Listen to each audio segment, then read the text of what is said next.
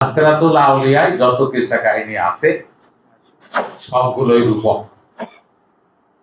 আর এদেরকে কোনো আউলিয়া বলা উচিত না। আমি বলি না, আমি বলি না এই কারণে ওরা নিজেরা আউলিয়া ছিলেন না, নিজেরা আউলিয়া তৈরি করতে পারেন নাই, নিজেদের ব্যর্থতার গ্লানি আজও ঢাকতে পারেন নাই।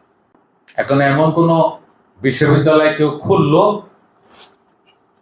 এমবিবিএস কি বলা হয়, মেডিকেল ইউনিভার্সিটি, সেখান থেকে 50 বছরেও একটা স্টুডেন্ট এমবিবিএস হয় নাই, 100 বছরেও একটা স্টুডেন্ট এমবিবিএস ওরা বের করতে পারে নাই।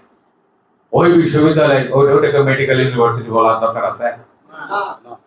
তো শাহজালাল বাবার হাত দ্বারা যদি একটাও সাধক তৈরি না হয়, তো শাহজালালকে বাবা বলার দরকার আছে?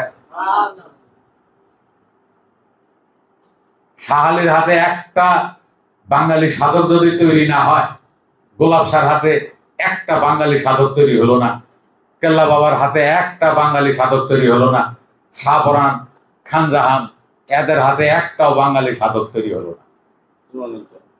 কেমন হলো? সত্য না মিথ্যা? কেউ প্রমাণ করতে পারবে যে শাহজালাল বাবার হাতের সাধক উনি? আর লালন সাইজির হাতের কত সাধক এখন আছে জীবিত? হয়তো তার পঞ্চম সিঁড়ি, তাই তো। যেমন আমার গুরুদেব হলো ফখরুল ইসলাম, তার গুরুদেব হলো শকাতুল্লাহ সাইজি, তার গুরুদেব হলো কোকিল সাইজি, তার গুরুদেব হলো ভোলাই সাইজি, তার গুরুদেব হলো লালন সাইজি।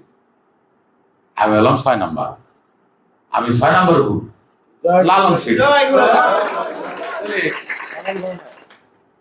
এইভাবে যদি শাহজালালের ঘরানা থেকে কোনো অলি বের হতো, আছে বাংলাদেশে? শাহপরান, খানজাহান, রাজশাহী, শাহ মখদুম, এই শাহজালালের হাত দ্বারা তৈরি কয়টা সাধক বাংলাদেশে আছে? কারো কাছে যদি জানা থাকে আমারে ফেসবুকে এবং ইউটিউবে জানাবেন যে হ্যাঁ, শাহজালালের হাতের মুরিদ, তার মুরিদ এতজন অমুক অমুক জায়গায় আছে। শাহজালালের হাতের এই যে আমাদের শাহ আলী, ঢাকা শাহ আলী, তারপরে হাইকোর্টে কি শরফুদ্দিন, হ্যাঁ শরফুদ্দিন, আচ্ছা শরফুদ্দিন বা শরফুদ্দিন যেটাই বলে, এদের হাতে তৈরি কয়টা বাঙালি সাধক আমাদের দেশে আছে?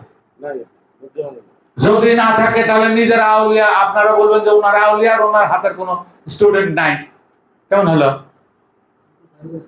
মিললো কথাটা? মিলবে না, এটা প্রমাণ নাই।